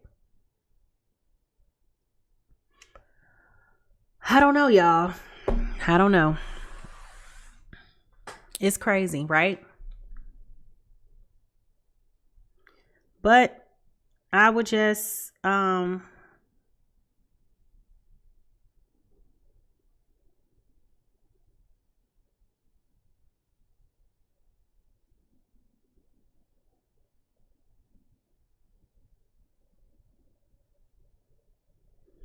know, I don't even know what to say, y'all. I don't.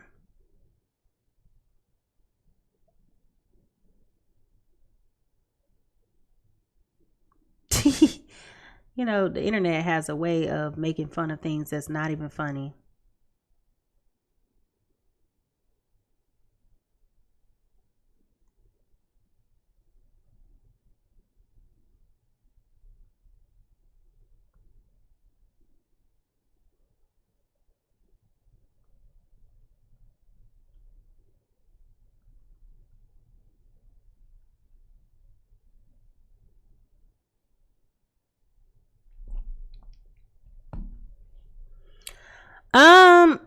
I don't think, honestly, I don't think, regardless to what happens in the next upcoming months, he can overturn all that stuff. That's what he did before, executive orders. And also recall that this man said, you know, this would be the last time you have to vote. My mind is blown. My mind is blown. But it is what it is, you know. I wish I were in a position where I could uproot my family and just go somewhere else. But I can't do that, right? But it just it's wild to me. That's all. It's wild. All right, y'all. Y'all have a good day. I will try my best to clean up my energy. And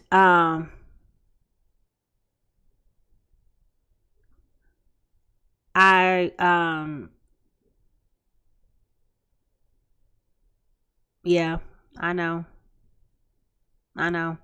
I'm glad for the people who are glad. All I want to know is just let me know in a couple years from now how this works out for you when these things really start to affect your life. That's all I have to say. Yeah, you're just proving a point that I just made about everything being about economics, but not about the overall condition of humanity and the people that have to live. So what if you can afford to go to the grocery store if you can't afford to be healthy? You know, so what if you can afford to go to the grocery store, but you can't live in your house in safety? You know, recession. Let me tell y'all something real quick. And I don't know how informed you guys are about it, but I'm just going to put it to you this way. Every 20 years, we are on par for a recession, right? About every 20 years, you should see a recession. And it is time, y'all. It's time. And when you have those things going on, guess what happens? Inflation. So, I just want to know, y'all let me know how things work out for you when you have a major life crisis and there's no longer any services to support you. When it's no police to support you, all of those different things. You let me know how it works out for you. That's all I'm saying. Yeah. Y'all let me know how it works out. When you can't afford to send your kid, you can't afford to go to work because it's no Head Start for your kids to go to. I mean, just so many different things. You just let me know how it works out for you. Because at this point, I no longer have any empathy. I don't.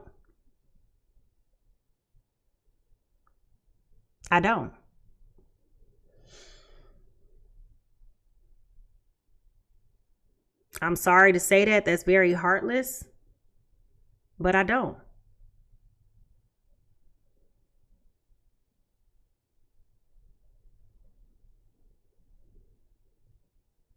Let me know how it works out for you when you have pre-existing conditions and you can't get treatment no more. Y'all know on job applications now, it asks you to list out what pre-existing conditions you have. Why is that important on a job application? Why do you need to know if I have HIV, AIDS, or diabetes? Like why do you need to know that? That's all I'm saying. But we so worried about economics. You think it's expensive to live now? Just wait. I'll give you 2 years. Let me know how affordable life really is.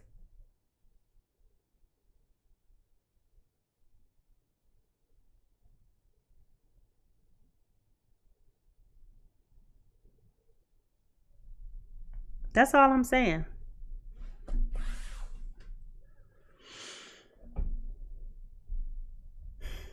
It's disappointing.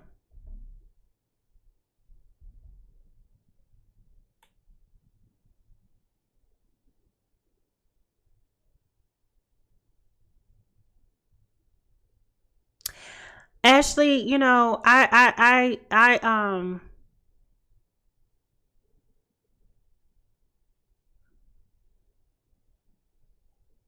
yeah, I agree. Ashley, I'm struggling to process this too. So I'm thankful that you guys are just open and receptive and listening, because I'm trying to process this out loud too as I talk out my thoughts.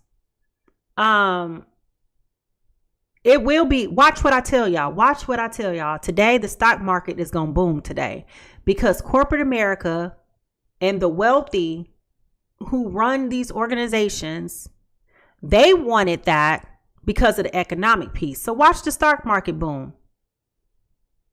And that would show you right there everything that you need to know, the rest of what you need to know about America. Nobody really cares if you can afford life, Kay. I'm not trying to pick on you, but you made the statement, so I'm just responding to you. You think these big Fortune Dow companies care that you can afford to go to the grocery store? Hell no. They do not care. You know why they don't care? Because the moment it was too much money in the circulating in the economy was the moment we started to experience inflation. Now that people have been losing their jobs quietly for the last 2 years and been long-term unemployed, now things want to come back down and become more affordable. Hell, you can't afford it. You don't have a job.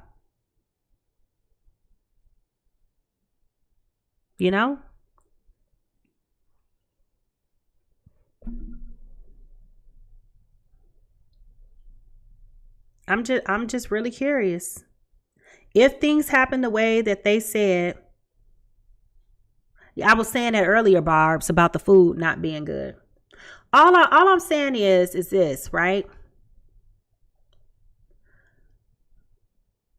if we hit a recession as it has been projected in the next 6 months, if the average American does not have $400 in savings, what are we going to do as a people when there are no longer programs that are available to support you? But our government continues to send money overseas to help fight other people's problems.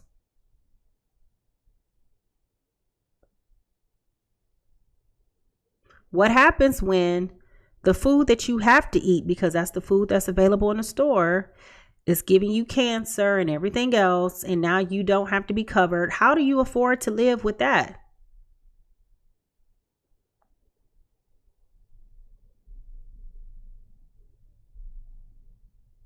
I'm just curious, I'm very, very curious. But,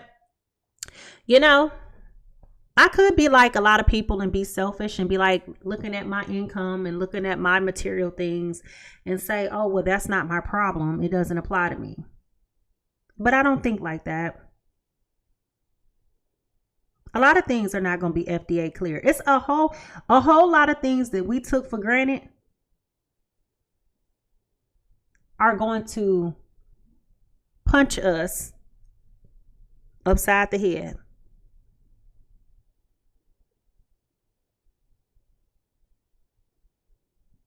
But we all know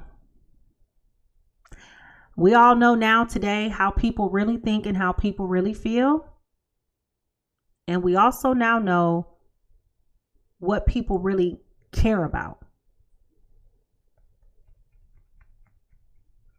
And it's not about you, and it's not about me. It's not about our children. It's not about our babies. It's not about any of that.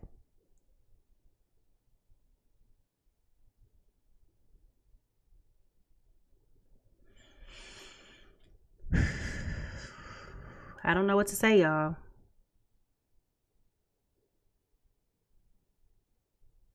But y'all try to go on and have a good day today and try to pick yourself up and try to do what you need to do to make yourself feel better. Be safe, be vigilant. There have been several FBI issued terroristic alerts issued, especially for people in Georgia, women of color. Be vigilant. I'm licensed to carry and I stopped carrying, but I feel like I need to start back carrying.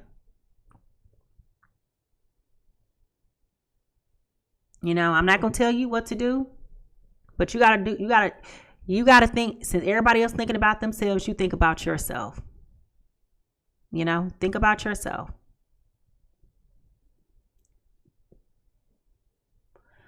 But y'all be blessed. Y'all have a good day. What you mean? One phone call. What you mean? Yeah, I know it's not required in Georgia, but I'm still licensed to carry, and I carry my license because if I go across state lines, you got to know where you can and cannot go, which was why I was sharing my story earlier about the police and stuff, because in Pennsylvania, I could have my gun, but I had went to New York and you cannot do that in New York. So that was another reason why I was scared to call the police. Oh God. Like, y'all. And that's scary too, because living in Georgia, you see how much crime done went up. People stay getting shot. And they still don't think that there's anything wrong with you not having to be required to have a license or a permit to carry a gun in Georgia. Right? But crime keep on happening. Now listen, you can't control who buys the gun.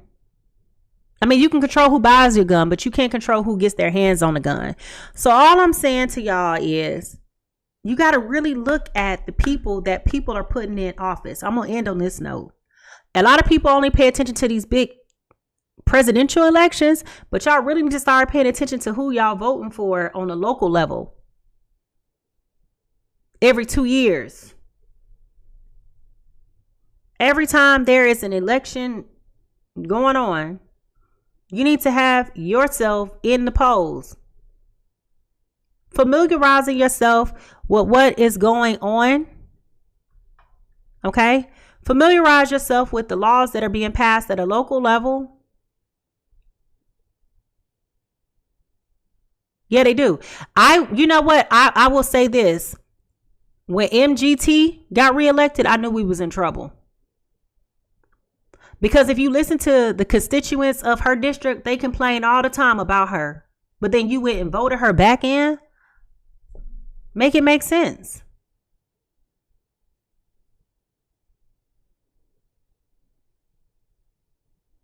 That's all I'm saying.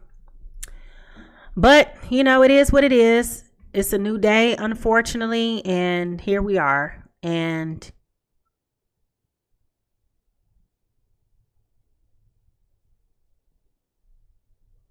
I'm just confused.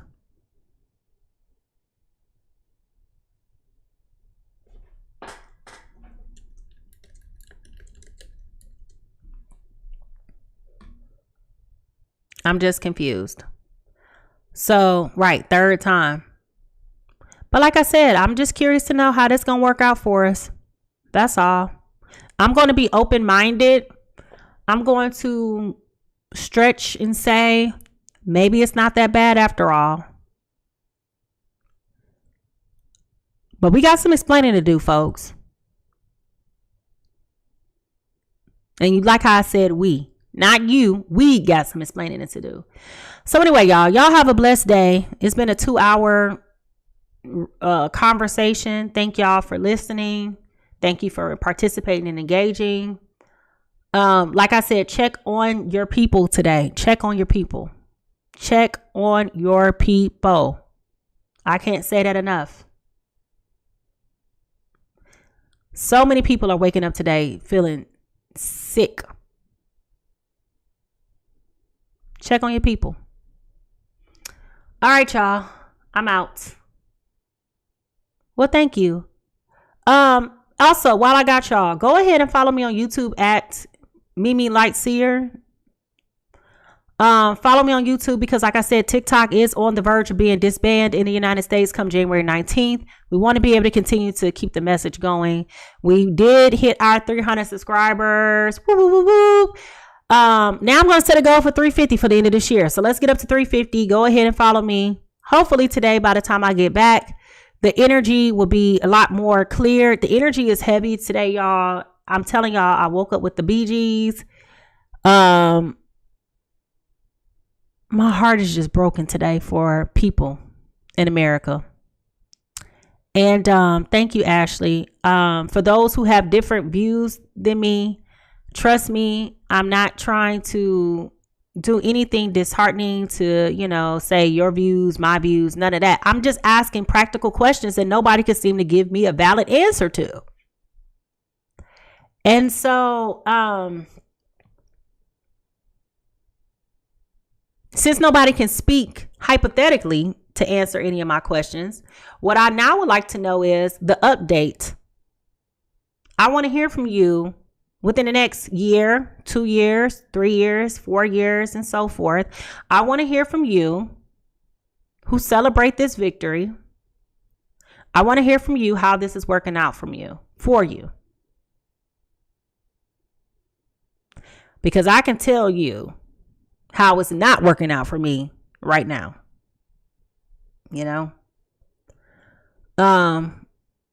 And I'm just saying that from a place of love. I'm saying it from a place of love. I'm thinking about the people who are already suffering.